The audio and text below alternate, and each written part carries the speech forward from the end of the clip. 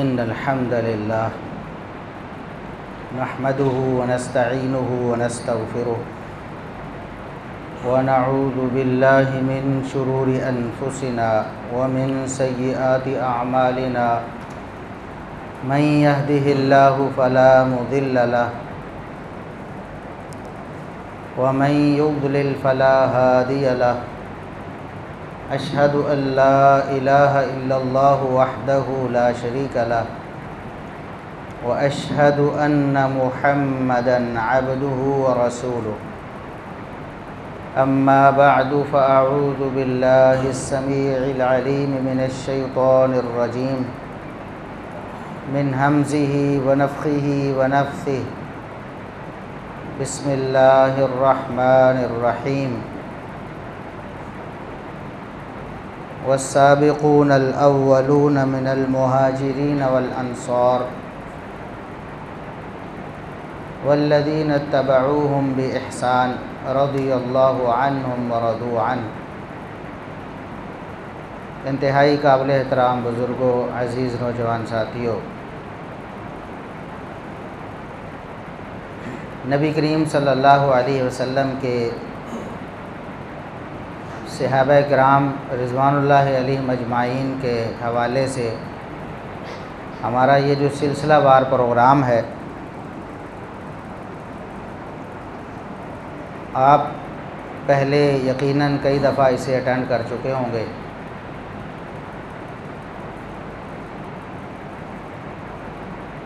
ہم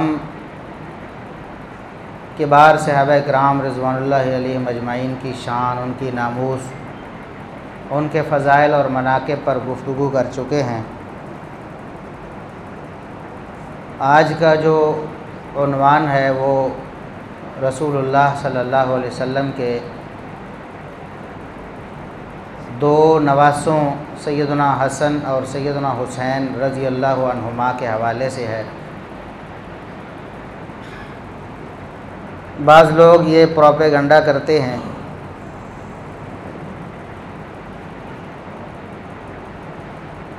کہ اہل حدیث یا اہل سنت وہ نبی کریم صلی اللہ علیہ وسلم کے اہل بیت کی شان کو نہیں مانتے، اور اس طرح کی باتیں بہت دفعہ کر دیتے ہیں کہ یہ فلاں صحابی کے فضائل تو بیان کرتے ہیں لیکن اہل بیت کے فضائل بیان نہیں کرتے۔ حالانکہ ہمارا یہ ممبر بھی گواہ ہے، اور ہمارا یہ جو سلسلہ ماہانہ پروگرامز کا، اس پہ ہم کئی پروگرامز خاص طور پر اہل بیت کے فضائل پہ کر چکے ہیں۔ کیسے ہو سکتا ہے کہ ایک مسلمان، ایک مومن، کلمہ پڑھنے والا، رسول اللہ صلی اللہ علیہ وسلم سے محبت کا دم بھرنے والا، وہ آپ صلی اللہ علیہ وسلم کے پیاروں سے محبت نہ کرتا ہو، یا ان کی شان کو نہ مانتا ہو، یا ان کے فضائل کا اقراری نہ ہو؟ ہم تو اللہ کے رسول صلی اللہ علیہ وسلم سے منسوب ہر چیز سے پیار کرتے ہیں۔ آپ صلی اللہ علیہ وسلم کے ساتھ ٹچ ہونے والی ہر چیز کو ہم مقدس اور اس کو ہم متبرک سمجھتے ہیں۔ رسول اللہ صلی اللہ علیہ وسلم کے جسم اطہر سے جو کپڑے مسح ہوئے، آپ صلی اللہ علیہ وسلم کا جو لباس تھا، آپ صلی اللہ علیہ وسلم کے دنیا سے چلے جانے کے بعد صحابہ کرام رضوان اللہ علیہم اجمعین جن کے پاس وہ چلا گیا، وہ اس کو بڑا سنبھال کے رکھتے تھے اور اس کو بطور برکت اپنے جسموں پر ملتے تھے، اس سے برکت حاصل کرتے تھے۔ کوئی بیمار ہوتا تو ان کپڑوں کو پانی میں بھگو کر، وہ جو نکلنے والا پانی تھا، اس کو پی کر شفا حاصل کرتے تھے۔ یہ تبرکات کا مسئلہ ہے، اور تبرکات انبیاء کے ساتھ خاص ہیں۔ یہ بات ہر مسلمان کو سمجھ لینی چاہیے۔ نبی کریم صلی اللہ علیہ وسلم کے بعد اس امت میں سب سے بہترین ہستی، سب سے افضل اور اعلیٰ، سب سے بڑے ولی، سب سے بڑے بزرگ، پہلے خلیفہ راشد سیدنا ابو بکر صدیق رضی اللہ عنہ تھے۔ اگر تبرک کا سلسلہ آگے چلتا، امت میں آتا، تو نبی کریم صلی اللہ علیہ وسلم کے بعد ابو بکر صدیق رضی اللہ عنہ کی چیزوں کا تبرک لیا جاتا، ان کے کپڑوں کو سنبھالا جاتا، ان سے منسوب چیزیں رکھی جاتیں اور ان سے برکت حاصل کی جاتی، لیکن ایسا نہیں ہوا۔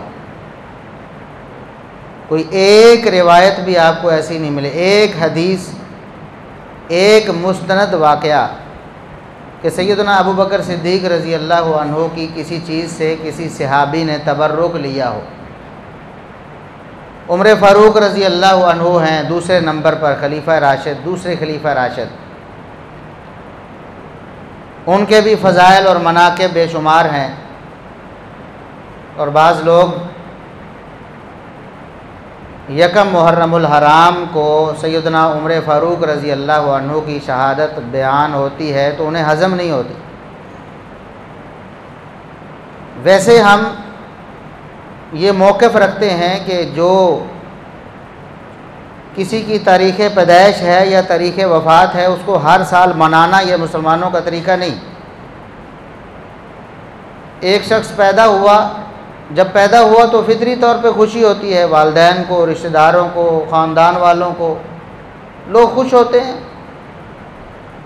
لیکن اب عین اسی دن اگلے سال پھر اس کی پیدائش کو منانا کہ آج پیدا ہوا ہے، اس کے بعد پھر ہر سال جس کو ہم برتھ ڈے منانا کہتے ہیں نا، یہ سیلیبریشن اسلام سے اس کا کوئی تعلق نہیں۔ اسی طرح کوئی فوت ہو جاتا ہے، فوت ہوا ہے تو غم ہے، پریشانی ہے، ظاہر ہے ایک فرد اپنے خاندان سے جدا ہوا ہے، رشتہ داروں سے جدا ہوا ہے، لیکن اگلے سال پھر وہ دن آئے تو اس پہ غم منانا، پریشانی کا اظہار کرنا، رونا دھونا، یہ اسلام کی تعلیم نہیں ہے۔ دیکھیں نبی کریم صلی اللہ علیہ وسلم دنیا سے چلے گئے، صحابہ کرام پریشان ہوئے، آپ صحیح بخاری پڑھیں، صحیح مسلم پڑھیں، حدیث کی کتابیں پڑھیں، تاریخ پڑھیں، سیرت پڑھیں، صحابہ کرام کی پریشانی، ان کے غم کا پورا نقشہ کھینچا گیا ہے، لیکن آپ کو کہیں بھی یہ نہیں ملے گا کہ دوبارہ جب 12 ربیع الاول آئی، نبی کریم صلی اللہ علیہ وسلم کی وفات کا دن آیا تو دوبارہ سے صحابہ کرام نے کوئی غم اور پریشانی کا اظہار کیا ہو یا کوئی رونا دھونا ڈالا ہو، ایسا کوئی اسلام کی تعلیم نہیں ہے۔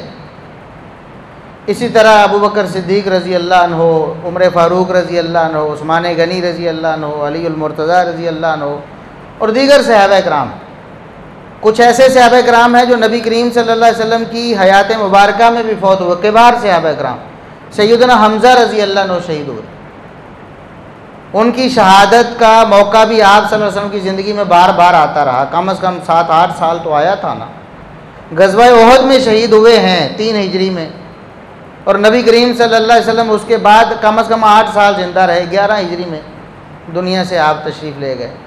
تو 8 سالوں میں کبھی ایسا کوئی ایک واقعہ بھی نہیں کہ آپ نے اس دن دوبارہ سے کوئی ایسی کوئی غم آہو فغاں کا کوئی ایسا کوئی مسئلہ کیا ہو۔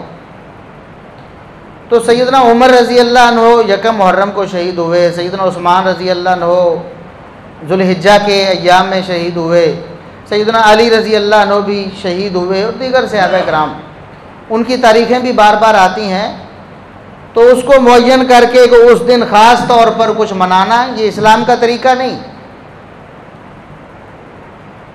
لیکن لوگ اس حساب سے ان کو کوئی بات یاد آتی ہے، کوئی کر دیتے ہیں، یا کوئی اس طرح کا کوئی بیان ہوتا ہے،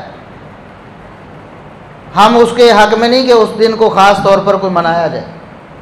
لیکن جو لوگ منانے کے قائل ہیں، ہر سال پورے اہتمام کے ساتھ کسی کی پیدائش منائی جاتی، کسی کی وفات منائی، کسی کی شہادت منائی، انہیں سیدنا عمر فاروق رضی اللہ عنہ کی شہادت کا ذکر کرنا پسند نہیں آتا۔ پھر وہ ادھر ادھر کی باتیں کرتے ہیں کہ دیکھیں جی وہ تو یکم محرم کو شہید ہی نہیں ہوئے،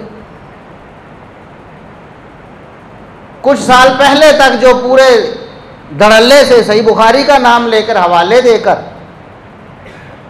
یہ بیان کرتے رہے کہ یکم محرم کو سیدنا عمر رضی اللہ عنہ شہید ہوئے، آج وہ کہتے نہیں جی یکم محرم تو جھوٹ ہے۔ بھئی یا تو تم صحیح بخاری پر پہلے جھوٹ بول رہے تھے یا پھر اب جھوٹ بول رہے، اب کہتے جی 26 ذو الحجہ کو، پہلے کہتے تھے 28 ذو الحجہ کو تو زخمی ہوئے ہیں، اب کہتے ہیں 26 کو شہید بھی ہو گئے تھے۔ بہرحال تاریخ ہے، مورخین کا اختلاف ہے، کوئی 26 کہتا ہے، کوئی 28 کہتا ہے، کوئی یکم کہتا ہے۔ میلاد منانے والے ہمارے جو بھائی ہیں وہ پورا مہینہ ہی مناتے رہتے ہیں، بلکہ کئی مہینے مناتے رہتے ہیں۔ تو بھی اگر کسی نے سیدنا عمر فاروق رضی اللہ عنہ کی شہادت کا تذکرہ یکم محرم کو کر دیا اور آپ سمجھتے ہیں کہ 26 ذو الحجہ کو وہ شہید ہوئے، تو اس میں کیا ہے، مسئلہ کیا ہے؟ ہم تو اس کو صحیح نہیں سمجھتے کہ ہم ہر سال اس دن کوئی غم منائیں یا پھر کسی کی پیدائش ہے تو خوشی منائیں۔ یہ تو ان لوگوں کے لیے ہے جو مناتے ہیں، جو کہتے ہیں کہ ہم غم حسین منانے والے کہتے ہیں نا۔ یہ اسلام کی تعلیم نہیں ہے کہ ہر سال سیدنا حسین رضی اللہ عنہ کی شہادت کے دن غم، ماتم، رونا پیٹنا، اس طرح کا کچھ بھی اظہار کیا جائے۔ تو بہرحال سیدنا عمر فاروق رضی اللہ عنہ بھی جلیل القدر صحابی ہیں، شیطان جن کا راستہ دیکھ کر راستہ چھوڑ جاتا ہے۔ نبی کریم صلی اللہ علیہ وسلم کی زبانی اتنے فضائل ہیں، اتنے مناقب ہیں، ان کا بھی کسی نے تبرک نہیں لیا۔ بات سمجھ آ گئی، جڑ گئی نا بات؟ جب ہم بات کر رہے تھے، بات سے بات نکلی تھی تو واپس آ گیا۔ عمر فاروق رضی اللہ عنہ بھی جلیل القدر ہستی ہیں۔ ابو بکر صدیق رضی اللہ عنہ کے بعد عمر فاروق رضی اللہ عنہ سے بڑھ کر کوئی افضل اور اعلیٰ نہیں، کوئی بزرگ نہیں، کوئی بڑا ولی نہیں، لیکن ان کا بھی کسی نے تبرک نہیں لیا۔ عثمان غنی رضی اللہ عنہ نبی کریم صلی اللہ علیہ وسلم کے دور داماد ہیں، مسلمانوں کے تیسرے خلیفہ راشد ہیں، اسلام کے لیے جتنا مال انہوں نے خرچ کیا اس کی مثال ہی نہیں ملتی، قیامت تک کوئی ایسا سوچ بھی نہیں سکتا جیسا انہوں نے کر کے دکھایا۔ لوگوں نے جھوٹ گھڑے، ان پر اقربا پروری کا الزام لگایا، نعوذ باللہ، ان پر بیت المال کے مال کو خرد برد کرنے کا جھوٹ بولا، نعوذ باللہ ثم نعوذ، جس نے اس وقت جب مسلمانوں کے پاس کچھ بھی نہیں تھا، آج کے حساب سے کروڑوں اربوں لٹا دیے، اس کو آپ کہتے کہ چند لاکھ فلاں کو دے دیے اور نواز دیا۔ کوئی شرم کرو، حیا کرو کچھ۔ عثمان بن عفان وہ ہیں کہ نبی کریم صلی اللہ علیہ وسلم فرماتے ہیں کہ ان کا حیا تو آسمان کے فرشتے بھی کرتے، میں محمد کیوں نہ کروں صلی اللہ علیہ وسلم۔ یہ اتنی باحیا شخصیت، اتنی فضیلت والی شخصیت، یہ بھی دنیا سے گئے، کسی نے نہ ان کے کپڑوں کا تبرک نہیں کیا، نہ ان کے کسی لاٹھی کا، نہ ان کے کسی امامے کا، نہ ان کی کسی بھی چیز کا۔ سیدنا علی المرتضیٰ رضی اللہ عنہ شہید ہوئے، دنیا سے چلے گئے، کسی نے نہ ان کی زندگی میں نہ ان کے بعد کسی صحابی نے ان کی کسی چیز سے تبرک نہیں لیا۔ اسی طرح باقی صحابہ میں سے کسی صحابی کا تبرک کسی تابعی نے نہیں لیا۔ آج کیسے ہو سکتا ہے 1400 سال بعد یہ بڑے بزرگ ہستی ہیں، ہمارے استاد ہیں، پیر صاحب ہیں، تو ہم ان کے کپڑے یا ان کے جسم کو ہاتھ لگا کے چومتے چاٹتے ہیں؟ یہ تو تبرک ہے جو انبیاء کے ساتھ خاص ہے۔ آپ تو گویا ابو بکر و عمر، عثمان و علی اور صحابہ کرام سے بھی بڑا ان کو سمجھ رہے ہیں کہ ان کا تبرک ہے، ان کا تو نہیں تھا، یا پھر صحابہ کرام کو نعوذ باللہ اتنا غافل سمجھ رہے ہیں کہ اتنی بزرگ ہستیوں سے انہوں نے تبرک ہی نہیں لیا، کرنے کا کام تو ہم نے کر لیا۔ تو بتانے کا مقصد یہ ہے کہ انبیاء کے اجسام بابرکت تھے، ایسے بابرکت کہ ان کو چھونے سے بھی برکت حاصل ہوتی، اور ان کے اجسام سے لگنے والی چیزیں بھی بابرکت ہو جاتی تھیں، ان کو بھی چھونے سے برکت حاصل ہوتی تھی۔ تو صحابہ کرام نے نبی کریم صلی اللہ علیہ وسلم کے کپڑے سنبھال کے رکھے، آپ صلی اللہ علیہ وسلم کے برتن سنبھال کے رکھے، جن برتنوں میں آپ پانی نوش فرماتے تھے۔ ایک صحابی دوسرے صحابی کو آفر کرتے ہیں، آپ مجھ سے ملنے آئے ہیں تو میرے پاس نبی کریم صلی اللہ علیہ وسلم کا پیالہ ہے، اس میں پانی پیتے جاؤ، تمہیں برکت ملے گی۔ تو نبی کریم صلی اللہ علیہ وسلم کے ساتھ جو منسوب چیزیں ہیں، آپ صلی اللہ علیہ وسلم کے جسم سے مس کرنے والی چیزیں ہیں، آج اگر ہمارے پاس موجود ہوں تو ہم ان کو بھی چومیں، چاٹیں، اپنے جسموں سے لگائیں اور تبرک حاصل کریں۔ لیکن اللہ رب العزت کی حکمت یہ تھی کہ وہ چیزیں ہم تک پہنچی۔ یہ سارا فراڈ ہے، یہ جو کسی نے منہ مبارک، یہ بال مبارک ہے، کمائی کے ذریعے ہیں۔ کسی نے جناب امامہ مبارک رکھا ہوا، کسی نے لاٹھی عصا مبارک ہے، کسی نے نالین مبارکین رکھے ہوئے ہیں، یہ سب فراڈ ہے۔ دیکھیں نبی کریم صلی اللہ علیہ وسلم نے فرمایا کہ من کذب علی متعمدا فلیتبوأ مقعدہ من النار، جس نے مجھ سے ایسی چیز منسوب کی جو حقیقت میں میرے سے منسوب نہیں ہے، جھوٹے طور پر اس چیز کو میرے ذمہ لگا دیا، وہ اپنا ٹھکانہ جہنم سمجھے۔ اس میں ہر قول بھی آتا ہے، ہر فعل بھی، آپ صلی اللہ، حتیٰ کہ آپ صلی اللہ علیہ وسلم کی خاموشی بھی اس میں آتی ہے۔ حدیث کی تعریف پڑھیں گے، آپ کا ہر قول، ہر فعل، ہر تقریر، تقریر کا مطلب عربی کا لفظ ہے، ایک تو تقریر جو میں کر رہا ہوں نا، عربی میں تقریر، یہ اردو کی تقریر ہے، عربی کی نہیں۔ عربی میں تقریر کہتے ہیں کسی کی بات سن کے خاموش ہو جانا، یعنی اس کو درست سمجھنا، آگے سے اس کا انکار نہ کرنا، اس کو تقریر کہتے ہیں۔ ہمارے ہاں اردو میں ہو جاتا ہے، جس طرح جلوس ہے، عربی میں جلوس بیٹھنے کو کہتے ہیں، آپ بیٹھے ہوئے ہیں یہ جلوس ہے، لیکن اردو میں جلوس کیوں کہتے ہیں؟ چلنے پھرنے کو جلوس کہتے ہیں، ہوتا ہے۔ تو تقریر نبی کریم صلی اللہ علیہ وسلم کی خاموشی تک بھی حدیث ہے۔ آپ صلی اللہ علیہ وسلم کے پھر اخلاق عالیہ ہیں، آپ صلی اللہ علیہ وسلم کی شکل مبارک ہے، صورت مبارک ہے، یہ ساری حدیث کی شکلیں ہیں، سب احادیث ہیں۔ آپ صلی اللہ علیہ وسلم کے کپڑے مبارک ایسے تھے، آپ صلی اللہ علیہ وسلم کے جوتے مبارک ایسے تھے، آپ صلی اللہ علیہ وسلم کی پگڑی مبارک ایسی تھی، آپ صلی اللہ علیہ وسلم کی چال مبارک ایسی تھی، یہ ساری چیزیں حدیث ہیں۔ اور اگر آپ کسی جھوٹی چیز کو آج کوئی امامہ، کوئی کپڑا لے کر اس کو مٹی میں رول کے 2-4 سال پرانا کر کے اس کو کہتے نعوذ باللہ نبی کریم صلی اللہ علیہ وسلم کا امامہ ہے، یہ نبی پر جھوٹ ہے اور یہ جہنم میں جانے کا سبب ملے گا، جو بھی لوگ ایسی کارروائیاں کر رہے ہیں۔ صحابہ کرام نے بتایا تھا کہ نبی کریم صلی اللہ علیہ وسلم کے تبرکات ختم ہونے والے ہیں، دنیا میں نہیں رہیں گے، پتہ تھا صحابہ کرام کو۔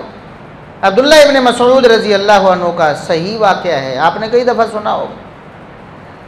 ان کو پتہ چلا کہ مسجد میں کچھ لوگ ایسا کر رہے ہیں، دائرہ بنا کے بیٹھے ہیں، ایک بندہ انہیں کہتا ہے سبحان اللہ کہو 100 دفعہ، ایک کہتا ہے الحمدللہ کہو، ایک کہتا ہے لا الہ الا اللہ کہو، اللہ اکبر کہو۔ وہ سارے کھجوروں کی گٹھلیاں رکھی ہیں، 100 اس پر گنتے ہیں، اس کے بعد اگلا آرڈر آ جاتا ہے فلاں کہو فلاں کہو۔ عبداللہ ابن مسعود رضی اللہ عنہ بہت ناراض ہوئے، فرمایا یا تو تمہارا طریقہ محمد الرسول اللہ صلی اللہ علیہ وسلم کے طریقے سے بہتر ہے یا پھر تم گمراہی کا دروازہ کھول رہے۔ مطلب کیا تھا کہ جب نبی کریم صلی اللہ علیہ وسلم نے یہ طریقہ نہیں بتایا، آپ بھی تو صحابہ کی مجلس لگا کے اجتماعی ذکر کی مجلس لگا سکتے تھے نا، کہہ سکتے تھے کہ سارے سبحان اللہ پڑھو، پھر سارے الحمدللہ پڑھو، پھر سارے اللہ اوپر کہو۔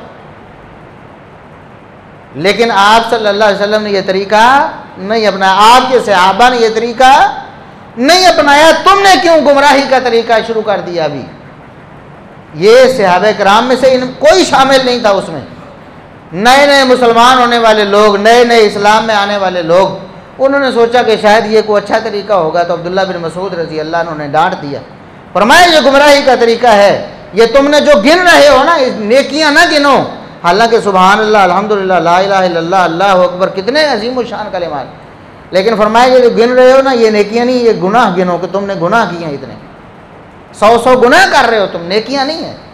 اس وقت فرمایا تھا کہ اللہ کے بندو ابھی تو نبی کریم صلی اللہ علیہ وسلم کے صحابہ اتنی کثیر تعداد میں تمہارے پاس موجود ہیں، آج ہی تم نے یہ کام شروع کر دیا ہے، دین میں اپنی طرف سے من مانے طریقے آج ہی جاری شروع کر دیے ہیں۔ اور آگے فرمایا ابھی تو نبی کریم صلی اللہ علیہ وسلم کے مبارک کپڑے ہمارے پاس ہیں، وہ بوسیدہ نہیں ہوئے، ابھی تک وہ صحیح سلامت ہیں، تم نے آج ہی یہ کام شروع کر دیا۔ ابھی تک نبی کریم صلی اللہ علیہ وسلم کے برتن مبارک ہمارے پاس موجود ہیں، ہم ان سے تبرک حاصل کرتے ہیں، وہ برتن ابھی تک ٹوٹے نہیں ہیں، اور آج ہی تم نے یہ کام شروع کر دی۔ کیا مطلب کہ زمانہ گزرے گا، نبی کریم صلی اللہ علیہ وسلم کے جو مبارک کپڑے ہیں وہ دنیا سے ختم ہو جائیں گے، جو برتن ہیں وہ ٹوٹ جائیں گے، دنیا سے چلے جائیں گے۔ بیت رضوان والا درخت جس کے نیچے بیت رضوان ہوئی تھی، نبی کریم صلی اللہ علیہ وسلم نے صحابہ سے موت کی بیعت لی تھی، خود جن صحابہ کرام نے اس درخت کے نیچے بیعت کی تھی، کچھ عرصے بعد وہ دوبارہ گئے تو انہیں وہ درخت نہیں ملا۔ وہ کہتے ہمیں نہیں ملا، ہم تلاش کر کے کہ وہ درخت کون سا تھا، ہمیں نہیں سمجھ آ رہا کون سا درخت، بس اللہ کی حکمت تھی۔ سیدنا عثمان رضی اللہ عنہ کے پاس انگوٹھی تھی نبی کریم صلی اللہ علیہ وسلم کی، اس کو پہن کے رکھتے تھے بطور تبرک۔ فتنے کا زمانہ آیا، کوئی لڑائی جھگڑا دنگا فساد کا ماحول تھا، ان کے ہاتھ سے وہ انگوٹھی کنویں میں گر گئی، کنویں میں گر گئی۔ صحابہ کہتے ہیں ہم نے وہ انگوٹھی تلاش کرنے کے لیے کنویں کا سارا پانی نکال دیا، ایک قطرہ بھی اس میں نہیں رہنے دیا، لیکن وہ انگوٹھی ہمیں ملی نہیں۔ اس دور میں جب صحابہ کرام سے بھی تبرکات چلے گئے، 1400 سال بعد کہاں سے آ گئے؟ بھئی کس صحابی کے پاس امامہ تھا اور اس نے کس تابعی کو دیا، پھر کس تبع تابعی کو دیا؟ 1400 سال نبی کریم صلی اللہ علیہ وسلم کے اس تبرک نے کہاں گزارے؟ بھئی صحابہ کرام تو زیادہ محبت کرتے تھے نا نبی کریم صلی اللہ علیہ وسلم، تابعین تبع تابعین ائمہ دین ہم سے بہت بڑھ کے۔ وہ تو بتاتے ہیں نا، جس طرح صحابہ کہتے ہیں آؤ نبی کے پیالے میں آپ کو پانی پلاؤں، یہ تبرک تو 1400 سال چلتا رہا تھا نا، کہاں چلا گیا 1400 سال؟ تو ذکر ہی کوئی نہیں۔ آج منہ مبارک بھی نکل آیا، آبسا مبارک بھی نکل آیا، امامہ مبارک بھی نکل آیا، نالین بھی نکل آئے، کہاں سے نکالتے ہو بھئی؟ اس کی کوئی سند؟ سب فراڈ ہیں۔ بتانے کا مقصد یہ ہے کہ جب ہم اس کپڑے سے پیار کرتے ہیں جس کپڑے نے نبی کے جسم کو چھوا ہو، جب ہم اس برتن سے پیار کرتے ہیں جس برتن کو نبی نے ہونٹ لگائے ہو، تو پھر ہم ان ہستیوں سے کیوں پیار نہیں کریں گے جن کو نبی نے چوما اور چاٹا ہو، جن کو نبی نے سینے سے لڑایا ہو، جن کو نبی نے کندھوں پہ اٹھایا ہو، جن سے نبی نے لاڈ اور پیار کیے ہوں؟ کیسے ہو سکتا ہے کہ ایک مسلمان ان سے محبت نہ کرے، ان سے پیار نہ کرے؟ ہم تو کہتے ہیں ایسا شخص مومن ہی نہیں ہو سکتا، ایسا شخص مسلمان ہی نہیں ہو سکتا، وہ منافق ہوگا۔ لیکن غلو کسی بھی صورت جائز نہیں۔ محمد الرسول اللہ صلی اللہ علیہ وسلم اس کائنات کی سب سے افضل اور اعلیٰ ہستی ہیں، مخلوقات میں سب سے افضل اور اعلیٰ ہیں محمد الرسول اللہ صلی اللہ علیہ وسلم۔ لیکن آپ صلی اللہ علیہ وسلم اتنی شان اور مقام کے باوجود یہ فرما کر گئے، صحیح بخاری کے الفاظ ہیں، لا تطرونی کما اطرت النصارى ابن مریم، میری امت کے لوگوں مجھے میرے مقام سے نہ بڑھا دینا جس طرح عیسائیوں نے عیسیٰ بن مریم کو بڑھا دیا، گمراہ ہو گئے، شرک میں پڑ گئے، اللہ کی لعنت کے مستحق ہو گئے۔ کہیں میرے بارے میں تم یہ رویہ اختیار نہ کر لے۔ جب محمد الرسول اللہ صلی اللہ علیہ وسلم کی شان میں غلو جائز نہیں ہے تو پھر بعد والے امتیوں کی شان میں غلو کیسے جائز ہو سکتا ہے؟ پھر صحابہ کرام ان کی شان میں غلو کیسے جائز ہو سکتا ہے؟ پھر اہل بیت کی شان میں غلو کیسے جائز ہو سکتا ہے؟ جائز ہوتا تو محمد الرسول اللہ صلی اللہ علیہ وسلم کی شان میں غلو جائز ہوتا، یہ کہہ دیا جاتا کہ آپ کی شان میں جو مرضی کہہ لو کیونکہ آپ کی شان ہی بہت ہے۔ ہم نے اپنے کانوں سے سنا ایک شخص کو، کہنے والے کو، بریلوی مکتب فکر سے تعلق رکھنے والے، دنیا سے چلے گئے ہیں، اللہ سے معاملہ ہے ان کا، انہوں نے کہا کہ محبت میں ہم نہیں دیکھتے کوئی دلیل نہیں، بس دلیل یہ ہے کہ ہمیں محبت ہے، ہم جو مرضی کہیں نبی صلی اللہ علیہ وسلم کے بارے۔ حالانکہ آپ صلی اللہ علیہ وسلم منع کر کے گئے سختی سے، فرمایا یہ غلو کرنا، اپنی مرضی سے جو مرضی شان بنا لینا، یہ یہودیوں عیسائیوں کا کام ہے، مسلمانوں کا نہیں۔ تو نبی کی شان میں بھی غلو نہیں ہو سکتا، تو پھر کسی اور کی شان میں کیسے غلو جائز ہو سکتا ہے؟ جو شان اور مقام ہے اس کو تسلیم کیا جائے، اتنا ہی تسلیم کیا جائے جتنا کتاب و سنت نے بتایا ہے۔ محمد الرسول اللہ صلی اللہ علیہ وسلم کے نواسے کتنی شان والے ہیں؟ آج ہمارا کوئی استاد، محسن، مربی، اگر اس کا کوئی بچہ ہو، اس کا کوئی نواسہ ہو، تو ہم اس سے محبت کرتے ہیں، اس سے پیار کرتے ہیں، اس سے لاڈ کرتے ہیں، ہمارے استاذ کا بچہ ہے، یہ ہمارے فلاں محسن کا بچہ ہے۔ تو محمد الرسول اللہ صلی اللہ علیہ وسلم کے نواسوں سے کوئی مسلمان کیسے ہو سکتا ہے کہ پیار نہ کرے؟ اس کا تو کوئی ایمان ہی نہیں۔ محمد الرسول اللہ صلی اللہ علیہ وسلم نے فرمایا، یہ جو دو نواسے ہیں میرے، حسن و حسین رضی اللہ عنہما، یہ دنیا میں میرے پھول ہیں، ہما ریحانتا یا من الدنیا، یہ دنیا میں میرے دو پھول ہیں۔ آپ صلی اللہ علیہ وسلم ان پھولوں سے، ان پھولوں کو سونگا کرتے، ان کو چوما کرتے، ان سے لاڈ اور پیار کرتے۔ فرمایا یہ دونوں میرے دو پھول ہیں دنیا میں۔ جس طرح پھول کو دیکھ کر انسان خوش ہوتا ہے، اس کی طبیعت میں نفاست آتی ہے، اس کی روح میں ایک بہت زیادہ انقلاب آتا ہے، خوشبو سونگھ کر انسان جو ہے اس کو ایک تراوت ملتی ہے۔ محمد الرسول اللہ صلی اللہ علیہ وسلم سیدنا حسن و حسین رضی اللہ عنہما کو دیکھ کر اس طرح خوش ہوا کرتے تھے۔ تو کیسے ہو سکتا ہے کہ ایک مسلمان ان سے پیار نہ کرے اور ان کے فضائل و مناقب کو نہ مانے؟ اس کا مطلب تو ہوا وہ محمد الرسول اللہ صلی اللہ علیہ وسلم کو نہیں مانتا۔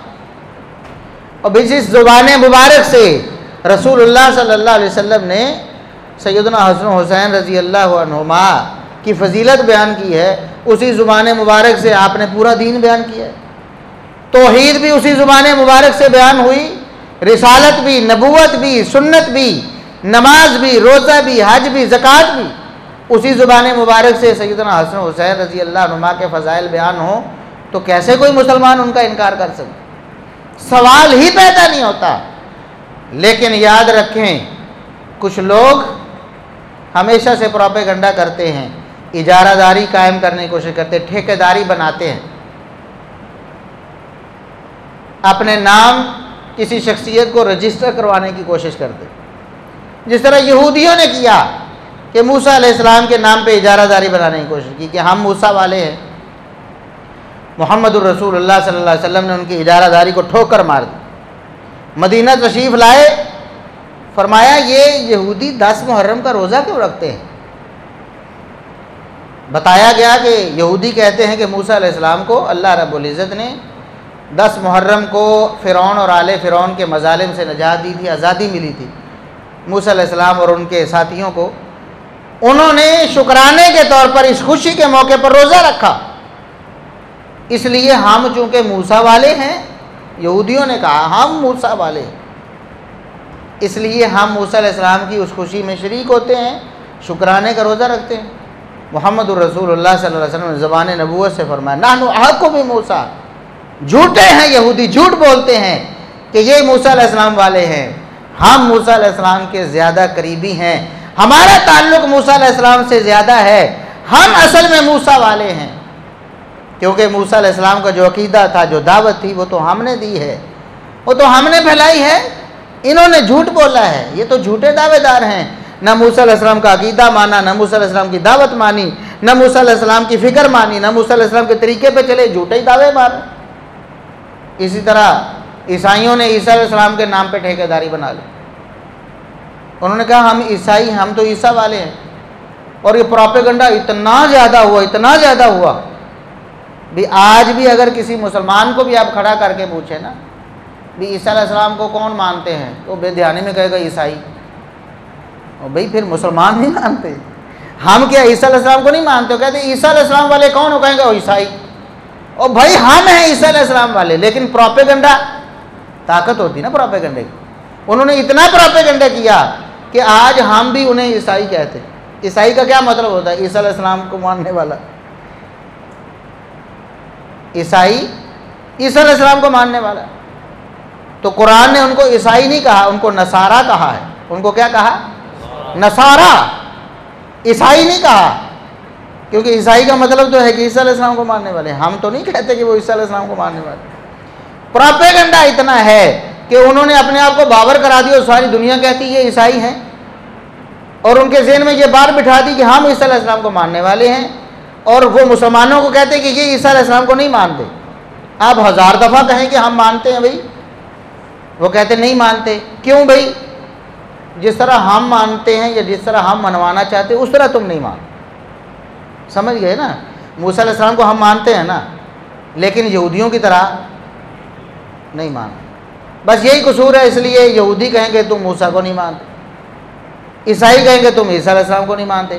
اسی طرح ایک قوم ایسی ہے ہمارے اندر اسلام کا دعویٰ کرنے والی، جو کہتی ہے کہ ہم اہل بیت کے ماننے والے، اہل بیت کے نام پہ مذہب بنا لیا. جس طرح عیسائیوں نے عیسیٰ علیہ السلام کے نام پہ عیسائیت بنا لیا، انہوں نے اہل بیت کے نام پہ مذہب بنا لیا اور یہ جھوٹا پروپیگنڈا کیا کہ یہ اہل بیت کو ماننے والے. حالانکہ حقیقت کیا تھی کہ کتاب و سنت کے مطابق ہم اہل سنت اہل حدیث اللہ کے فضل سے ماننے والے ہیں. وہ تو محض دعویٰ کرتے ہیں، ورنہ اہل بیت، قرآن نے نبی کی بیویوں کو اہل بیت کہا. یہ تو نبی کی بیویوں کو سرے سے اہل بیت مانتے ہی نہیں، سرے سے انکاری ہیں، پھر کہاں سے اہل بیت مانا؟ حدیث میں نبی کریم صلی اللہ علیہ وسلم نے اپنے دیگر رشتہ داروں کو بھی اہل بیت میں شامل فرمایا. ہم مانتے ہیں ان کو بھی اہل بیت، ہم انکار نہیں کرتے، وہ انکار کرتے ہیں اہل بیت. تو سیدنا حسن و حسین رضی اللہ عنہما کی شان ہم مانتے ہیں، لیکن ان لوگوں کی طرح جس طرح وہ منوانا چاہتے ہیں اس طرح نہ ہم موسیٰ علیہ السلام کو مانتے ہیں، نہ عیسیٰ علیہ السلام کو اس طرح مانتے ہیں، نہ اس طرح ہم حسن و حسین رضی اللہ عنہما کو یا دیگر اہل بیت کو مانتے ہیں جس طرح وہ منوانا چاہتے ہیں. کتاب و سنت کے مطابق کوئی لاؤ، آیت لاؤ، حدیث لاؤ، نبی کریم صلی اللہ علیہ وسلم سے ثابت ہو، پھر کہو مانو، ہم نہ مانے تو مجرم. ایک آیت لاؤ اور ایک صحیح حدیث لاؤ جو اہل بیت کی شان میں ہم نہیں مانتے، تو آپ سچے، ہم جھوٹے. لیکن اگر ایسا نہ کر سکو تو جھوٹے دعوے کرو، نعرے مارو اہل بیت کے نام کے، لیکن اس سے تم سچے ثابت نہیں ہو سکتے، کیونکہ بات کتاب و سنت پر ختم ہوگی. یہ معیار کتاب و سنت ہے، فیصلہ کتاب و سنت کریں گے کہ کون سچا ہے اہل بیت کی محبت میں اور کون جھوٹا ہے. تو حسن حسین رضی اللہ عنہما کی شان کی بات ہو رہی تھی، تو نبی کریم صلی اللہ علیہ وسلم نے نہ صرف دنیا میں ان کی فضیلت بیان کی، بلکہ فرمایا آخرت میں بھی اللہ رب العزت ان کو فضیلت دے گا.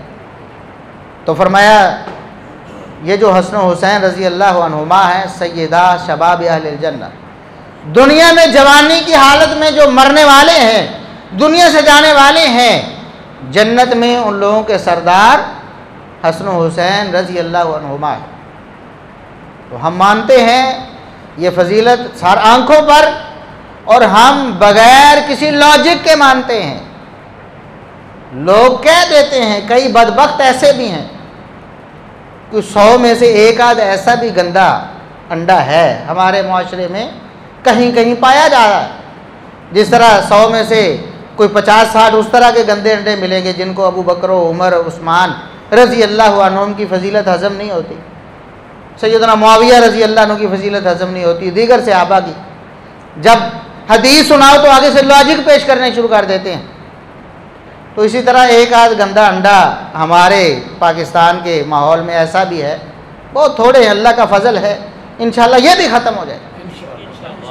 وہ کیا کہتے ہیں؟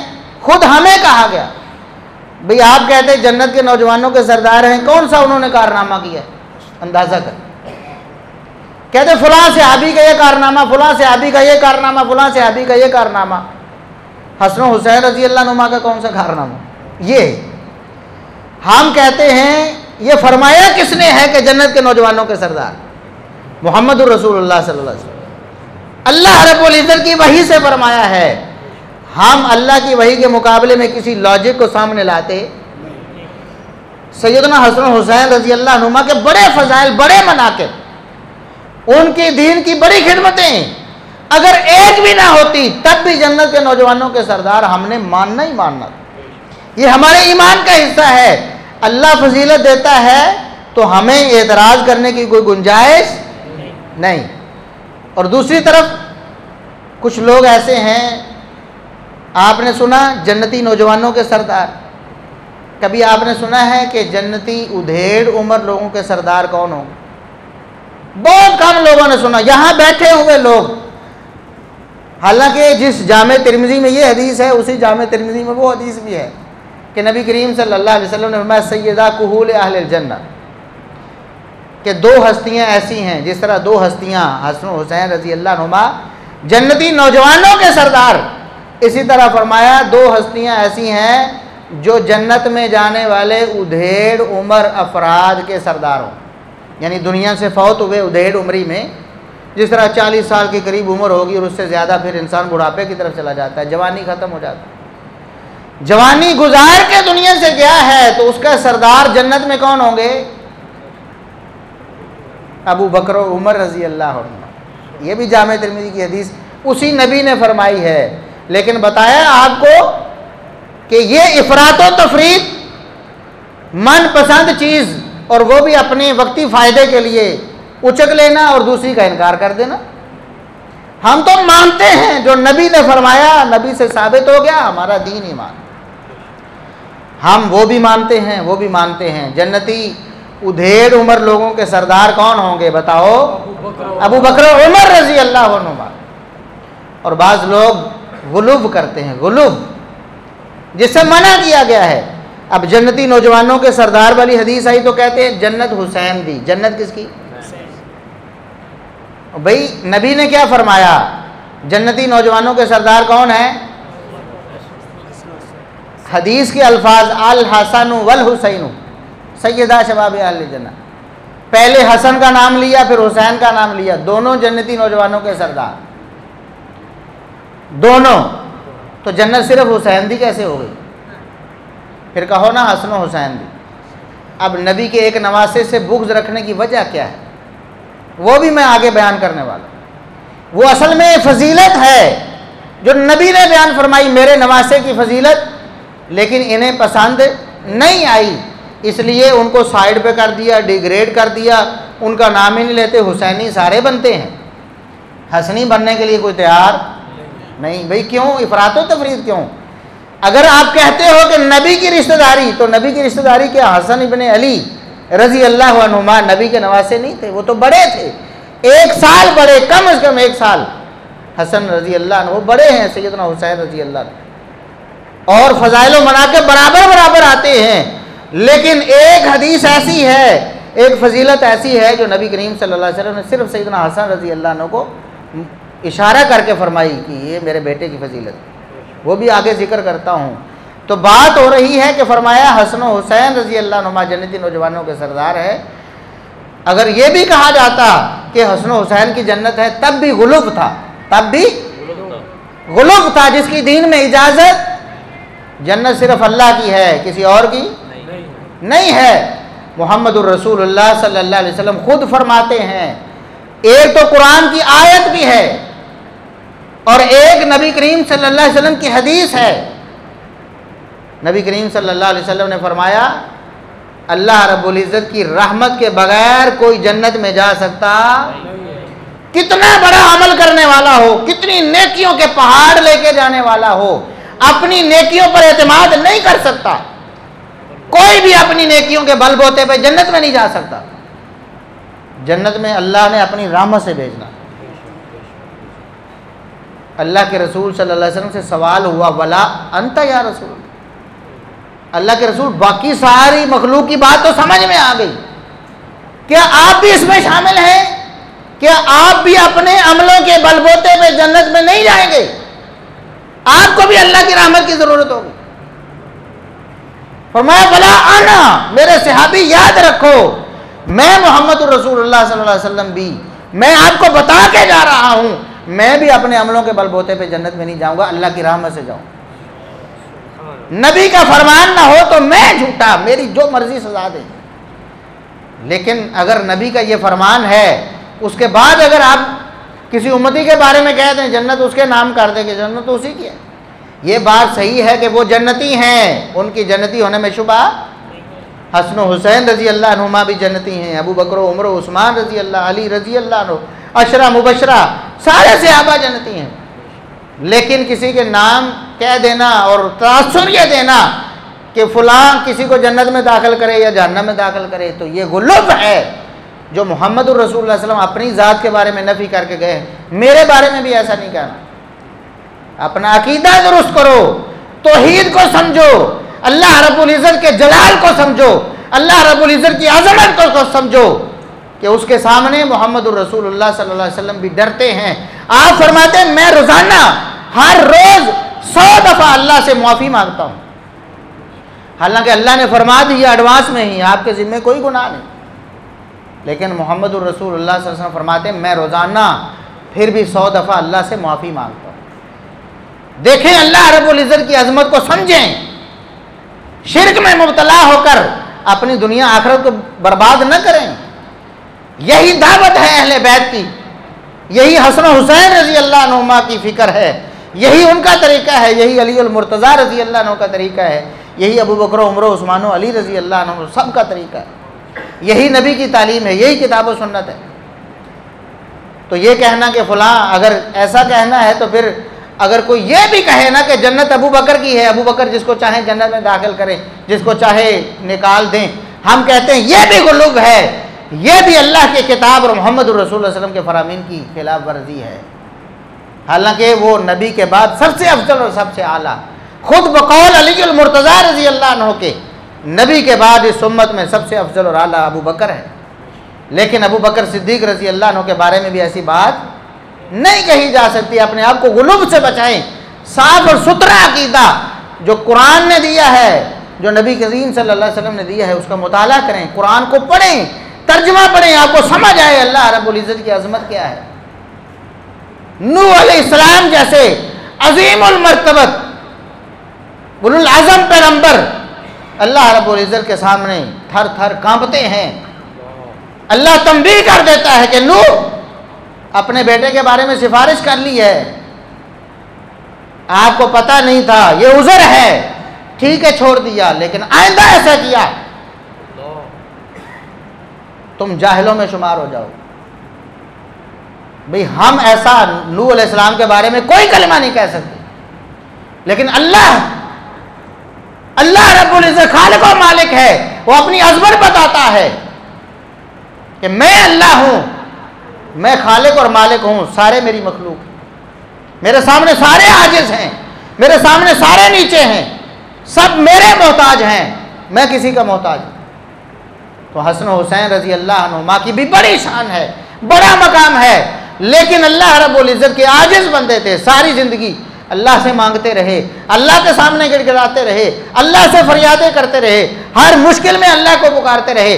ایک حدیث ثابت کرو، ایک حدیث، لوگ کہتے ہو نا کہ اہل بیت کو ہم ماننے والے، ہمارے بریلوی بھائی بھی نام لیتے ہیں اہل بیت کا، نبی کے نواسوں کو وہ بھی مانتے ہیں، کہتے ہیں اہل بیت کی بڑی شان، ہم بھی کہتے ہیں بڑی شان۔ لاؤ کوئی ایک حدیث لاؤ، ایک روایت لاؤ، ایک صحیح سند لاؤ، تاریخ کی کسی کتاب سے اٹھا کے لاؤ کہ حسن و حسین رضی اللہ عنہما نے نبی کریم صلی اللہ علیہ وسلم کے دنیا سے جانے کے بعد کبھی محمد الرسول صلی اللہ علیہ وسلم کو فریاد کی۔ جاؤ ایک روایت لاؤ، اور یار حدیث کی کتابیں بھری ہوتی نا، آپ کو ایک ایک بات ملتی ہے، صحابہ کا ایک ایک طریقہ ملتا ہے۔ صحیح بخاری اٹھاؤ، نبی کریم صلی اللہ علیہ وسلم دنیا سے چلے گئے، عمر بن خطاب رضی اللہ عنہ کے دور میں قحط آ گیا، قحط پڑا ہے، بارش نہیں ہو رہی، یہاں ہمارے بنائے ہوئے پیر جن کو ہم نے پیر بنایا ہے، وہ بھی بڑی کرنے والے ہیں، وہ تو اشارہ کر دے تو یوں ہو جاتا ہے، وہ سلام پھیر دیں تو ادھر والے حافظ ادھر والے سارے ناظرہ ہو جاتے، ان کی تو بلیاں بھی غیب جاننے والی ہیں، وہ تو کیا بات ہے جی، ان کے ایسے ایسے کارنامے، ایسی جھوٹی داستانیں بیان کرتے ہو۔ عمر بن خطاب رضی اللہ عنہ اس امت کی دوسری بڑی ہستی، جن کو دیکھ کے شیطان راستہ بدل جاتا ہے۔ ایک وہ ہیں کہ جن کے گھر ہی شیطان کی آماج گاہ ہیں، جن کو تم نے پیر بنا لیا ہے، کئی سال نہانے نہ والے، شرابیں پینے والے، بھنگ پینے والے، چرسی بنگی عمر بن خطاب ہیں، جن کو دیکھ کے شیطان راستہ چھوڑتا ہے۔ انہوں نے یہ نہیں کہا کہ بھئی تم میرے پاس آئے ہو بارش کے لیے، یہ تو مسئلہ ہی کوئی نہیں، ابھی دیکھو یوں کرتا ہوں تو بارش آ جاتی، نہیں، اللہ کے عاجز بندے بن کے دکھایا ہے۔ کہا وہی طریقہ اختیار کرتے ہیں جو ہمارے محمد رسول اللہ صلی اللہ علیہ وسلم ہمارے نبی اختیار کرتے ہیں، اللہ سے دعا کرتے ہیں، گڑ گڑاتے ہیں، مانگتے ہیں۔ محمد الرسول اللہ صلی اللہ علیہ وسلم کے پاس بھی آیا تھا ایک شخص، صحیح بخاری میں، منبر پہ آپ خطبہ دے رہے ہیں، اس نے آ کر کہا اللہ کے رسول ہم تو تباہ و برباد ہو گئے، پانی نہ ہونے کی وجہ سے ہماری فصلیں ساری سوکھ گئیں، ہمارے جانور مر رہے ہیں، نہ ان کے کھانے کے لیے کچھ ہے، نہ پینے کے لیے پانی مل رہا ہے۔ وہاں کون سے بور ہوتے تھے، اور ریگستانی علاقہ تھا، جہاں بارش ہوئی پانی اکٹھا ہوا وہاں سے فائدہ اٹھاتے تھے۔ تو رسول اللہ صلی اللہ علیہ وسلم نے کیا کیا، یہ ہمارے تو چھو منتر کرنے والے ہیں، آپ صلی اللہ علیہ وسلم نے یہ تو نہیں کہا کہ جاؤ بارش ہوگی۔ اسی وقت محمد الرسول اللہ صلی اللہ علیہ وسلم نے ہاتھ اٹھائے ہیں، صحیح بخاری کے الفاظ ہیں، ہاتھ اٹھا کر اللہ سے فریاد کی، اللہم اغثنا، اے اللہ ہمیں بارش دے دے، ہم تجھ سے مانگتے ہیں، تو دینے والا ہے۔ صحابہ کہتے ہیں دیکھتے ہی دیکھتے اللہ رب العزت نے پھر، صاف آسمان تھا، فوراً بادل آئے، اتنا برسے کہ اگلے جمعے کے خطبے میں دوبارہ اٹھ کے یہ اپیل کرنی پڑی کہ اللہ کے رسول اللہ سے دعا کریں، ادعو اللہ سے دعا کریں۔ صحابہ کا یہ عقیدہ نہیں تھا کہ نبی کریم صلی اللہ علیہ وسلم یوں کریں گے تو شوں ہو جائے گا، کیا کہتے تھے، ادعو اللہ سے دعا کریں، اللہ کے رسول بارش مانگنی ہے، ادعو اللہ یسقینا، اللہ کے رسول اللہ سے دعا کریں کہ ہمیں بارش ملے۔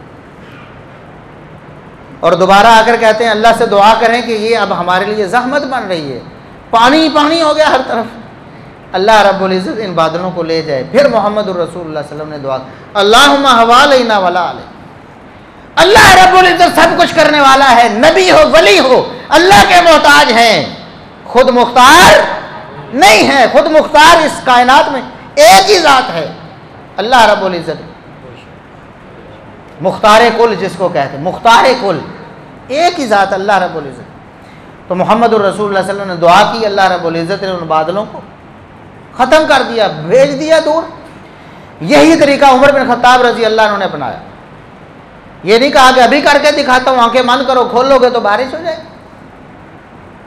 فرمایا کہ ہم چلتے ہیں اللہ سے دعا کرتے ہیں، لیکن پہلے جب ایسی مصیبت آتی، قحط سالی ہوتی، ہم اللہ کے نبی صلی اللہ علیہ وسلم کے پاس آتے تھے اور آ کے آپ سے کہتے تھے اے اللہ کے نبی ہمیں اللہ سے دعا کریں، ہمیں بارش ملے۔ اب کیا کریں، نبی کریم صلی اللہ علیہ وسلم دنیا سے جا چکے ہیں، اور یہ حاضر ناظر کے عقیدے والے بھی تو ہیں نا، اور صحابہ کے تو پاس ہی تھی نا قبر مبارک، وہاں سے اٹھ کے میدان میں جا رہے ہیں، قبر پہ تو نہیں آئے مانگنے کے لیے۔ عقیدہ سیکھو، صحابہ کا عقیدہ کیا ہے، اہل بیت کا عقیدہ کیا ہے، سمجھو اس کو، یہ ہے اہل بیت سے محبت اصل، کہ ان کا عقیدہ، ان کا طرز فکر اس کو اپنایا جائے، ان کے مشن کو اپنایا جائے۔ رسول اللہ صلی اللہ علیہ وسلم کے بعد سوچنے لگے، اور پھر نبی کے چچا عباس رضی اللہ عنہ ان کا انتخاب کیا، اور جب میدان میں گئے اللہ سے دعا کی۔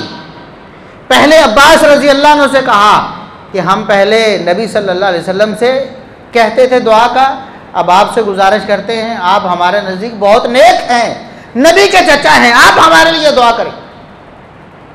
انہوں نے دعا کی، اس کے بعد عمر بن خطاب رضی اللہ عنہ ہاتھ اٹھاتے ہیں، اے اللہ پہلے تیرے نبی ہمارے پاس تھے، ہم ان سے دعا کروایا کرتے، اب تیرے نبی ہمارے پاس نہیں ہیں، اب ہم تیرے نبی کے چچا کو لے کے آئے ہیں، اپنے نبی کے چچا کی سفارش اور دعا ہمارے حق میں قبول فرما۔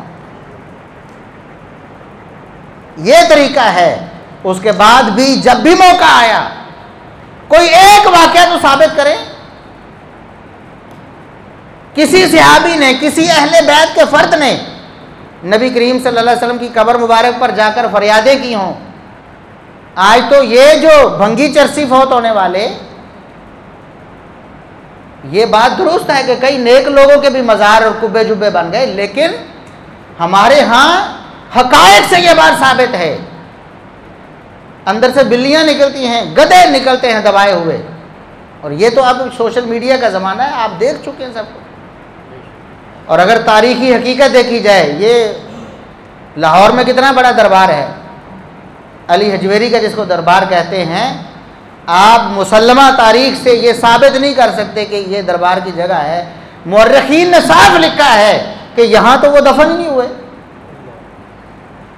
لیکن کاروبار ہے، تو اہل بیت کی فکر کو اپنائیں. وہ کیا فکر تھی؟ صحابہ کی فکر کو سمجھیں. ایک دفعہ زندگی میں رسول اللہ صلی اللہ علیہ وسلم کے طریقے کو نہیں چھوڑا. اللہ رب العزت کی عظمت کو تسلیم کیا, اللہ کے سامنے عاجزی اختیار کی, اللہ کے سامنے گڑ گڑائے, اللہ سے مانگا. یہ عقیدہ توحید ہے. یہی حسن و حسین رضی اللہ عنہما کا عقیدہ ہے, اور ساری زندگی اسی کی دعوت دیتے رہے. کبھی اس کے خلاف کچھ بھی نہیں کہا. حالانکہ نواسے کس کے ہیں, نانا کون ہے؟ سید الانبیاء والمرسلین. کبھی کہہ دیتے یا دور سے فریاد کر دیتے کہ نانا جان آج تو بڑی مصیبت ہے, ہمیں بچائیں, یا قبر مبارک پر جا کر کہتے. کبھی ایک لفظ بھی ثابت نہیں. اس طرف تو کوئی غور نہیں, بس نعرے لگانے پہ زور ہے کہ ہم اہل بیت کو ماننے والے, ہم اہل بیت کو ماننے والے. تو سیدنا حسن و حسین رضی اللہ عنہما کے جہاں اور فضائل ہیں اور مناقب ہیں. میں نے بتایا کہ سب سے بڑی فضیلت ہمارے لیے تو یہ ہے کہ نبی کے نواسے, اس کے بعد کوئی اور بات نہیں بچتی, کوئی اور فضیلت نہ ہو. پھر آپ نے فرمایا میرے 2 پھول ہیں دنیا میں. پھر آپ نے فرمایا جنتی نوجوانوں کے سردار ہیں. پھر آپ نے فرمایا اے اللہ میں ان سے محبت کرتا ہوں, میں ان سے محبت کرتا ہوں. اے اللہ تو بھی ان سے محبت کر.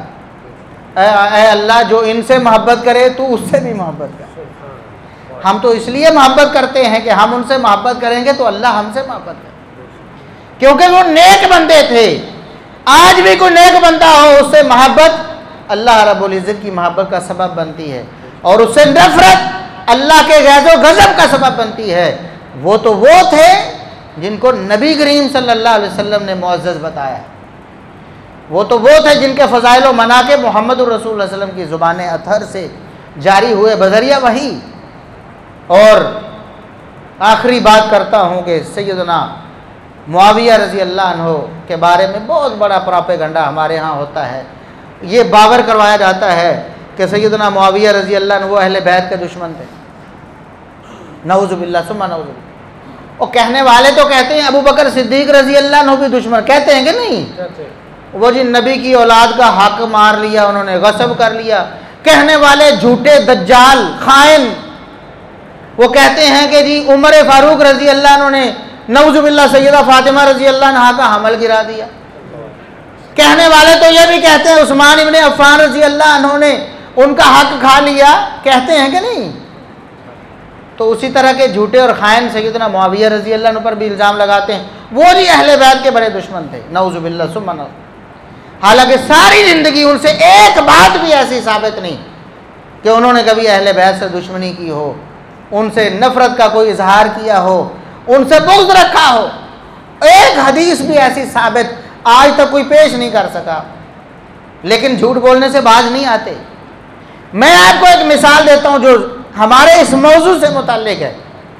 باقی تو اور بہت ساری مثالیں, 20 مثالیں ہیں, 20 دلائل ہیں کہ جس طرح ابو بکر و عمر و عثمان رضی اللہ عنہ محبت کرتے تھے اہل بیت سے, ان کی قدر کرتے تھے, حسن و حسین رضی اللہ عنہما کو سر آنکھوں پر رکھتے تھے.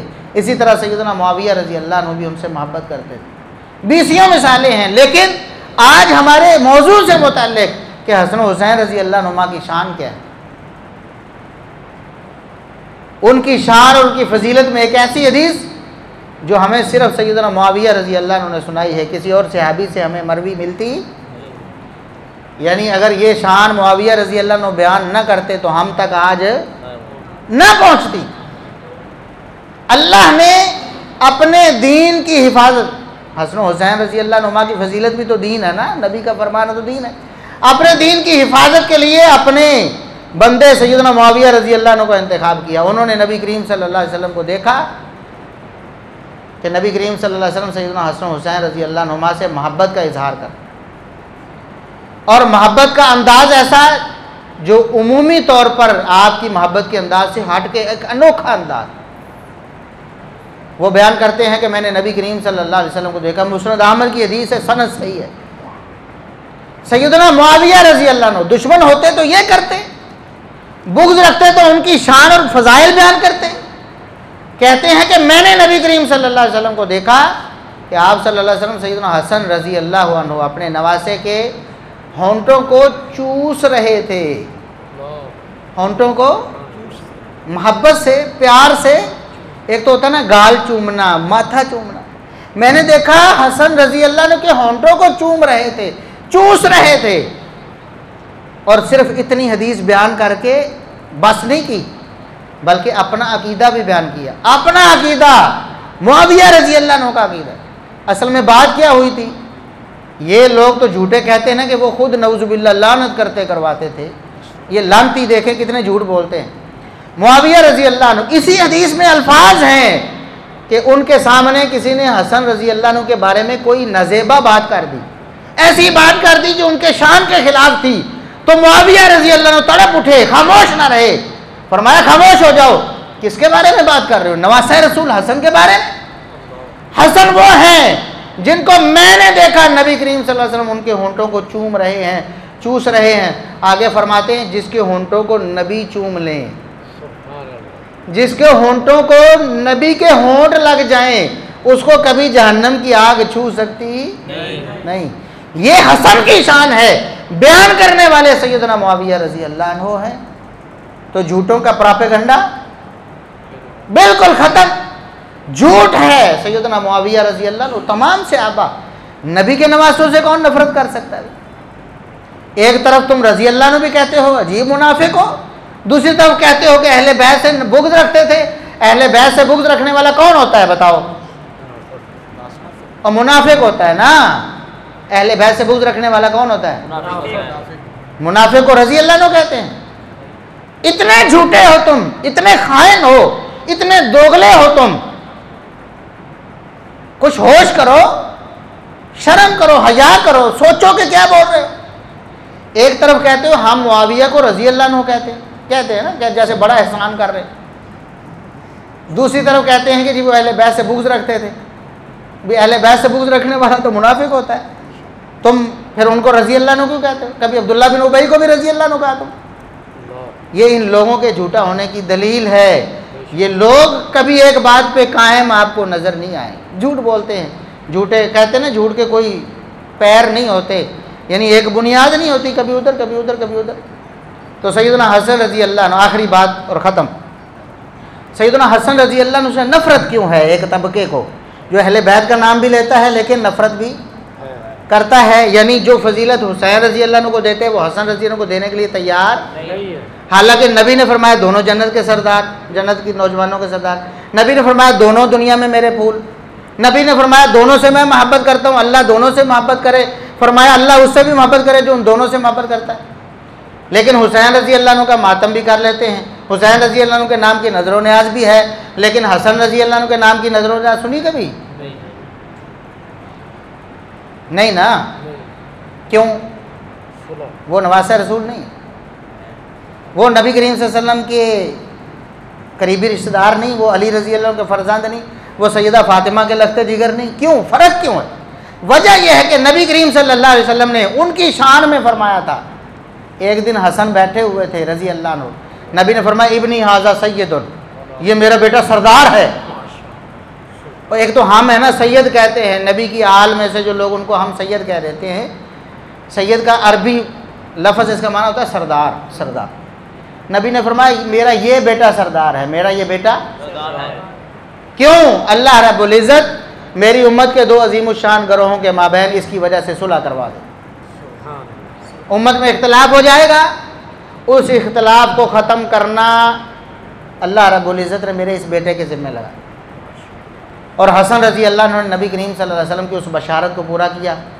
سیدنا علی اور سیدنا معاویہ رضی اللہ عنہ دو عظیم الشان صحابی، اور دونوں کے اپنا ایک حلقہ احباب تھا، ایک زاویہ فکر تھا قصاص عثمان رضی اللہ عنہ کے بارے میں کہ سیدنا عثمان رضی اللہ عنہ شہید ہوئے ہیں، قصاص فوراً لینا ہے یا لیٹ کرنا ہے۔ دونوں اپنی اپنی جگہ ٹھیک سوچ رہے تھے۔ ایک گروہ کہتا تھا ابھی لینا چاہیے، دوسرا گروہ کہتا تھا کہ نہیں ابھی حالات موافق نہیں ہیں، ہم تھوڑا سا مؤخر کرتے ہیں۔ سیدہ عائشہ ہیں ایک گروہ میں، طلحہ و زبیر ہیں ایک گروہ میں جو کہتے ہیں فوراً لینا چاہیے، سیدنا معاویہ ہیں اسی گروہ میں جو کہتے ہیں جلدی لینا چاہیے، سیدنا علی رضی اللہ عنہ اور دیگر صحابہ ہیں دوسرے گروہ میں جو کہتے ہیں کہ ہمیں لیٹ کرنا چاہیے۔ اس بنیاد پر اختلاف ہوا اور اس اختلاف کا اختتام سیدنا حسن رضی اللہ عنہ نے کیا۔ معاویہ رضی اللہ عنہ کا ہاتھ پکڑا اور کہا میں ساری امت کی خلافت آپ کے سپرد کرتا ہوں۔ یہ حسن رضی اللہ عنہ کا قصور ہے ان لوگوں کے بقول۔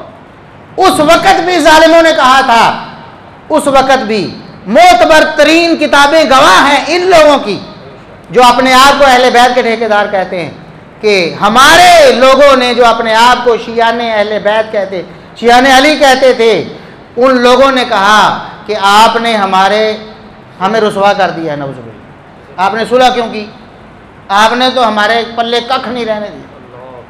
حالانکہ انہوں نے تو نبی کی بشارت پر عمل کیا، اللہ رب العزت کا فیصلہ تھا، اور یہ علامت تھی حسن رضی اللہ عنہ کی سرداری کی۔ ہمیشہ حکومت لے کر سرداری نہیں ملتی، کبھی خلافت دے کر بھی سرداری ملتی ہے۔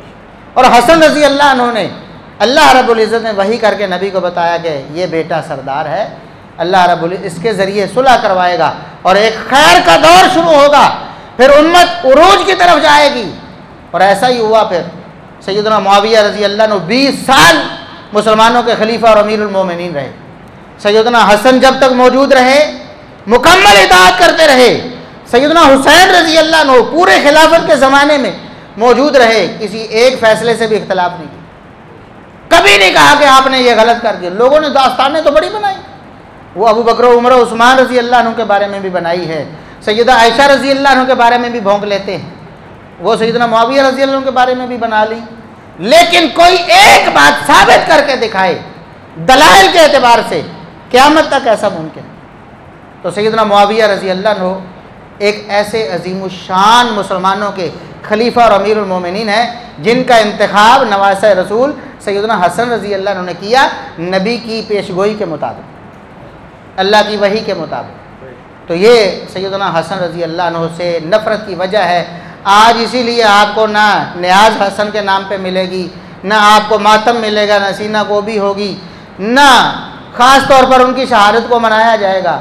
ان کو بھی ایسے ظالموں نے جو نام نہایت دعوے دار تھے محبت کے، سیدنا حسن رضی اللہ عنہ کو بھی زہر دے دیا تھا۔ اس وقت بھی دشمنی تھی کہ انہوں نے صلح کیوں کر دی، اور آج بھی دشمنی قائم ہے کہ صلح کیوں کر دی، صلح کیوں کر لی۔ لیکن ہم سیدنا حسن رضی اللہ عنہ نواسہ رسول کے اس انتخاب کو سر آنکھوں پر رکھتے۔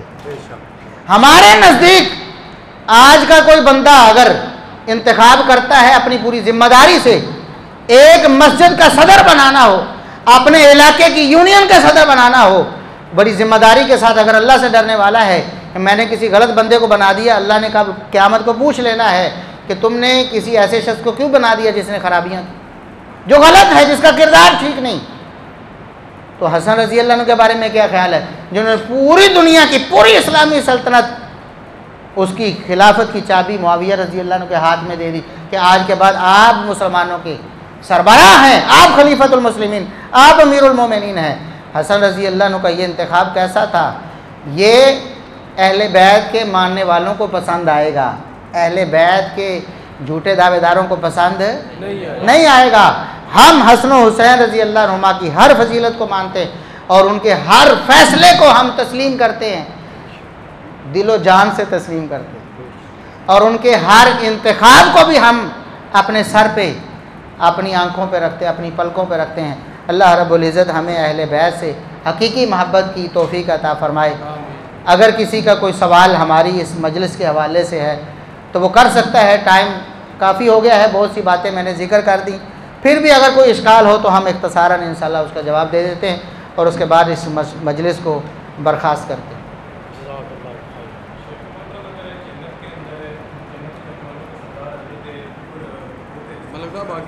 ایک منٹ، اگر جنت کے سردار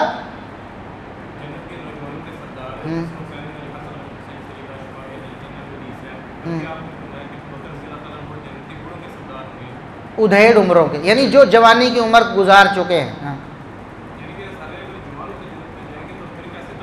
میں نے بار بار ایک لفظ بولا تھا اور جان بوجھ کے بولا تھا، آپ نے اس پہ غور نہیں کیا۔ دنیا سے جو جوانی کی حالت میں جانے والے، دنیا سے جو ادھیڑ عمری میں جانے والے، اب سمجھ آ گئی؟ یہی بات میں نے جان بوجھ کے بولی تھی کہ وہ ایک اشکال فوراً ذہن میں آتا ہے کہ جنت میں تو سب نے جوان ہونا ہے، بھئی جوان بھی جنت میں جائیں گے تو بوڑھے جنت میں نہیں جائیں گے؟ تو عام طور پر پوچھا جاتا ہے بوڑھے جنت میں نہیں جائیں گے، ایک پہیلی بھی ہوتی ہے نا، تو واقعی بھی بوڑھے جنت میں نہیں جائیں گے، جنت میں تو جوان جائیں گے، کیونکہ سارے جوان ہوں گے، لیکن بوڑھے بھی جائیں گے جوان ہو کر۔ تو جو بوڑھے جوان ہو کر جائیں گے ان کے سردار کون ہوں گے؟ ابو بکر عمر رضی اللہ عنہ۔ اور جو جوانی کی حالت میں دنیا سے گئے ہیں ان کے سردار حسن و حسین رضی اللہ عنہما ہوں۔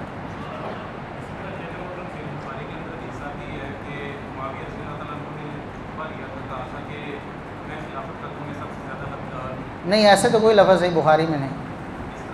یہ اصل میں یہ جو جھوٹے لوگ ہوتے ہیں نا، اس طرح کے پروپیگنڈے کرتے ہیں۔ حافظ ابن حجر رحمۃ اللہ علیہ کی ایک کتاب ہے فتح الباری، آپ نے دیکھا ہوگا لوگ اس کا بڑا زور و شور سے حوالہ دیتے جب اپنے مطلب کی بات ہو، اور وہ بھی آدھی سی تھوڑی سی ہو نا، ادھر ادھر سے کاٹ کے دکھانی ہو، تو کہتے ہیں صحیح بخاری کی سب سے بڑی شرح ہے۔ اب اسی فتح الباری میں لکھا ہے کہ یہ جو بعض لوگ یہ سمجھ بیٹھے ہیں یا انہوں نے یہ پروپیگنڈا کر دیا ہے کہ سیدنا معاویہ رضی اللہ عنہ نے کہا عبداللہ بن عمر کو کہ میں خلافت کا زیادہ حقدار ہوں آپ کے باپ عمر سے، تو حافظ ابن حجر فرماتے ہیں کہ کوئی عقل مند بندہ ایسا سوچ سکتا؟ یہ تو ہو ہی نہیں سکتا، یہ تو ممکن ہی نہیں۔ نہ کوئی لفظ ایسا ہے وہاں خلافت کا، پہلے تو وہ خلافت کا لفظ ڈھونڈے نا بڑی اینک لے کر، کوئی بڑی اینک بنوائیں جو چھپے ہوئے لفظوں کو بھی دیکھ لیتی، کیونکہ چھپے ہوئے لفظوں میں تو ایسی کوئی بات، اب چھپا ہوا کوئی لفظ دیکھنے والی اینک ہے تو پہلے وہ لفظ نکالے، ایسا کوئی لفظ وہاں ہے، خلافت کی بات ہی وہاں سرے سے نہیں ہے، ٹھیک ہے۔ اور دوسری بات یہ ہے کہ عبداللہ بن عمر رضی اللہ عنہما کو انہوں نے مخاطب نہیں کیا، عمر رضی اللہ عنہ نے تو انہیں گورنر لگایا تھا نا، یہ عمر کا انتخاب ہے سیدنا معاویہ رضی اللہ عنہ، اور اس وقت سے لے کر شام کے گورنر، اور عمر رضی اللہ عنہ کی عادت تھی اپنے گورنروں کو بدلتے بھی رہتے تھے، بدل دیتے تھے، لیکن معاویہ رضی اللہ عنہ کو انہوں نے بدلا، اپنے پورے دور خلافت میں برقرار رکھا، اور اس کے بعد پھر وہ شام کے بھی حکمران، اس کے بعد پھر امیر المومنین سارے مسلمانوں کے خلیفہ بھی بن گئے۔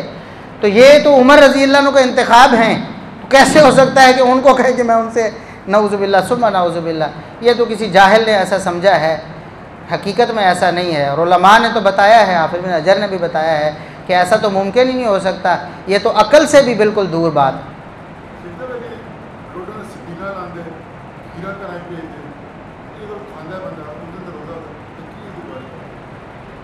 دیکھیں نبی کریم صلی اللہ علیہ وسلم کی تعلیم یہ ہے کہ 10 محرم کو روزہ رکھا جائے۔ آپ صلی اللہ علیہ وسلم نے جب سنا تھا نا یہودی 10 محرم کا روزہ رکھتے ہیں، تو آپ نے فرمایا کہ ہم موسیٰ سے زیادہ تعلق رکھنے والے ہیں، تو 10 محرم ہمارے لیے تو کسی غم اور پریشانی کا دن، ہاں 61 ہجری میں جو 10 محرم آیا تھا اس میں ایک عارضی طور پر جو پریشانی اس وقت آئی، مصیبت تھی بڑی، اس میں کوئی شبہ نہیں، بالکل ایسے ہی عید والے دن کسی کے گھر میں کوئی فوت ہو جائے عزیز رشتہ دار، غم پریشانی ہوتی ہے نا، لیکن اگلی عید کو بھی وہ پورا بچھا کے بیٹھ جائے، تو کیا یہ کوئی عقل مندی ہے؟ نہیں نا۔ 10 محرم کو وہ مصیبت آئی، سیدنا حسین رضی اللہ عنہ کو ظالموں نے دھوکہ دے کر بلایا اور شہید کیا، جو نعرے مارتے تھے، جو انہیں یقین دلاتے تھے ہم آپ کے ساتھ ہیں، انہوں نے ہی شہید کر دی۔ یہ بھی بہرحال ایک بڑی تفصیل بات ہے، اس پہ بات کریں گے تو بہت لمبی ہو جائے گی۔ میں عرض یہ کر رہا ہوں بات سمجھیں آپ، نبی کریم صلی اللہ علیہ وسلم نے روزہ رکھا خود بھی، اور ہر سال رکھا، حکم دیا صحابہ کو تم پر روزہ رکھنا فرض ہے۔ اس وقت رمضان کے روزے فرض نہیں ہوئے تھے، جب رمضان کے روزے فرض ہوئے تو آپ نے فرمایا کہ اب اس کی فرضیت ختم ہو گئی، چونکہ رمضان کے روزے فرض ہو گئے، لیکن جو بھی شخص رکھے گا 10 محرم کا روزہ، کیوں؟ موسیٰ علیہ السلام کی آزادی کی خوشی میں شکرانے کا روزہ جو بھی رکھے گا اللہ 1 سال کے گناہ معاف فرمائے گا۔ 1 سال کے گناہ معاف ہونے ہیں نا، تو نبی کا طریقہ ہے روزہ رکھنا ہے، نبی کا طریقہ ہے۔ اور سیدنا حسین رضی اللہ عنہ کی شہادت کے بارے میں نبی کو معلوم تھا، بولیں معلوم۔ سیدنا عثمان رضی اللہ عنہ شہید ہوئے، نبی نے بتا دیا عثمان شہید ہوں۔ علی رضی اللہ عنہ شہید ہوئے، عمر رضی اللہ عنہ شہید ہوئے، ان کی شہادت کی پیش گوئی نبی کریم صلی اللہ علیہ وسلم نے کر دی تھی۔ طلحہ و زبیر رضی اللہ عنہما کی شہادت کی پیش گوئی بھی نبی صلی اللہ علیہ وسلم نے کر دی تھی۔ حسین رضی اللہ عنہ کی شہادت کی پیش گوئی بھی اللہ نے بتا دیا، نبی نے اپنی امت کو بتا دیا کہ میرے نواسے کو شہید کیا جائے گا۔ اس کے باوجود آپ نے 10 محرم کا روزہ چھوڑا نہیں؟ چھوڑا نا، تو مسلمان پھر چھوڑ سکتے ہیں؟